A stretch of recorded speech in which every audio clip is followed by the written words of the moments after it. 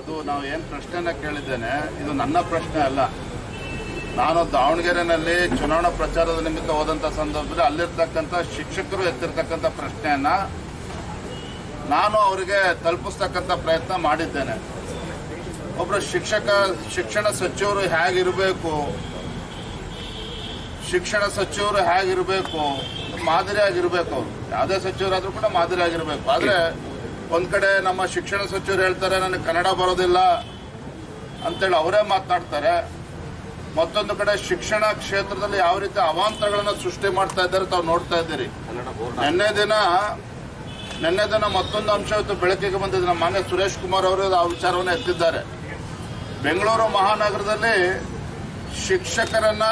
ತಾತ್ಕಾಲಿಕವಾಗಿ ಶಿಕ್ಷಕರನ್ನ ನೇಮಕ ಮಾಡೋದಕ್ಕೆ ಏನು ಪ್ರೈವೇಟ್ ಕಾಂಟ್ರಾಕ್ಟರ್ಸ್, ಲೇಬರ್ ಕಾಂಟ್ರಾಕ್ಟರ್ನ ಏನಿದ್ದಾರೆ ಅವರಿಗೆ ಆ ಒಂದು ಜವಾಬ್ದಾರಿಯನ್ನು ನೀಡಿದ್ದಾರೆ. ಅಂದರೆ ಶಿಕ್ಷಣ ಸಚಿವರು ಎಷ್ಟು ಗಾಂಭೀರ್ಯವಾಗಿ ತಮ್ಮ ಒಂದು ಇಲಾಖೆಯನ್ನ ಪರಿಗಣಿಸಿದ್ದಾರೆ ಅಂತ ಅನ್ನೋದನ್ನ ಮೇಲ್ನೋಟಕ್ಕೆ ಕೂಡ ಗೊತ್ತಾಗ್ತದೆ. ಇವತ್ತು ಮನೆ SSLC ಪರೀಕ್ಷೆ ಸಂದರ್ಭದಲ್ಲಿ ಏನು 20 ಗ್ರೇಸ್ ಮಾರ್ಕ್ಸ್ ಅನ್ನ ಕೊಡ್ತಕ್ಕಂಥ ಕೆಲಸ ಮಾಡಿದ್ರು.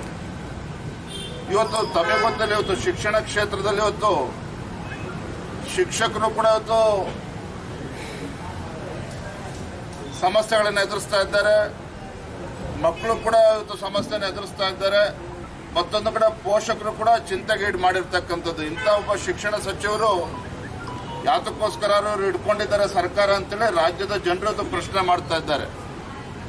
ಹಾಗಾಗಿ ಆ ಸಂದರ್ಭ ದಾವಣಗೆರೆ ಹೋದಾಗ ಕೆಲವು ಶಿಕ್ಷಕರು ಏನು ಕೆಲವು ವಿಚಾರವನ್ನು ಎತ್ತಿದ್ದಾರೆ, ಅದನ್ನು ಅವರಿಗೆ ತಲುಪಿಸ್ತಕ್ಕಂಥ ಪ್ರಯತ್ನ ಮಾಡಿದ್ದೇನೆ.